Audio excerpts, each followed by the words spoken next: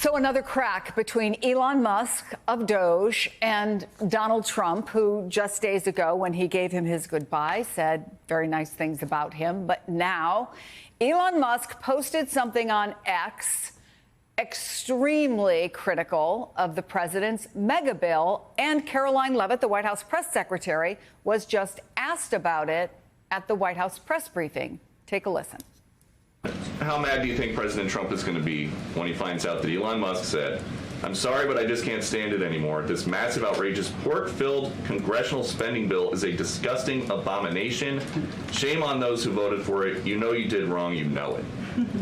Look, the president already knows where Elon Musk stood on this bill. It doesn't change the president's opinion. This is one big, beautiful bill, and he's sticking to it. Tamara. Thank you. The national...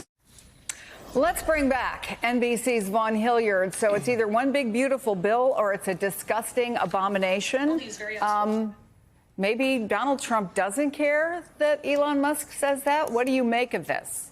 Right. Leavitt dismissing Elon Musk's criticisms of it, but also she was asked specifically about the comments of Wisconsin Senator Ron Johnson and Kentucky Senator Rand Paul, two longtime allies of the president, who have echoed the criticisms of Elon Musk, saying that in its current form that they are hard no's and that there is no way that they will vote for this reconciliation package under the circumstances that the Congressional Budget Office is estimating that it would add $3.8 trillion to the deficit over the next 10 years. And that is where some of the criticism, as Rand Paul has suggested, is that he wants a clean tax cut bill to be passed by this Congress. But what you see in this bill is $150 billion extra for border enforcement and for mass deportation efforts, another $150 billion to go towards the military. And that's where some of these concerns about spending are going to make the passage of this bill very complicated, because you have Josh Hawley on the other side, who's been criticizing the cuts to Medicaid.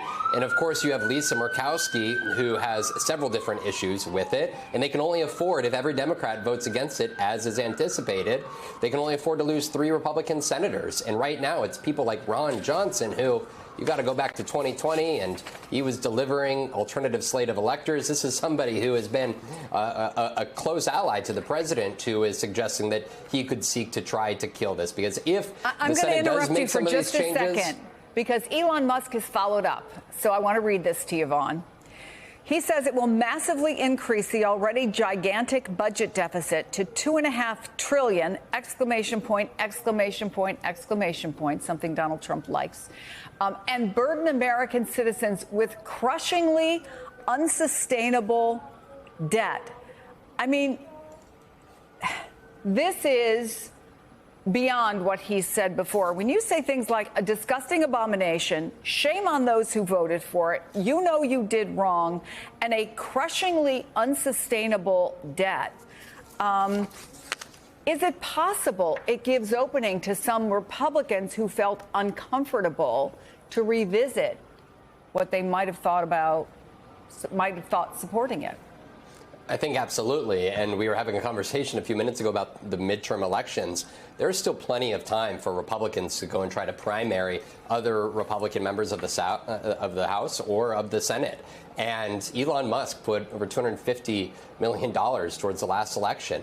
Elon Musk changed the spending agreement back in December during the transition, before Donald Trump was even in power, simply by putting out a post on X. And the deal that was struck by John Thune and Speaker Johnson with Democrats in the House and Senate, it combusted because of this sort of messaging. And so the question here is, should Donald Trump have done more to keep Elon Musk in Washington? Because now he has a very powerful influence on social media, but also through the purse strings. And if any changes are made to this reconciliation package by members of the Senate, it'll have to go back to the House and be voted on again, Chris. And they passed the initial one by just a 215 to 214 margin. Elon Musk is suddenly you could make the case potentially helping Democrats in their messaging, making the case that Republicans are attempting to add spending at a time that they're also trying to run parallel tax cuts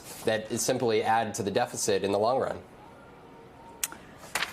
It's not boring. We'll just say that. Vaughn Hilliard, still that July 4th deadline that they hope to get all this done by. We shall see.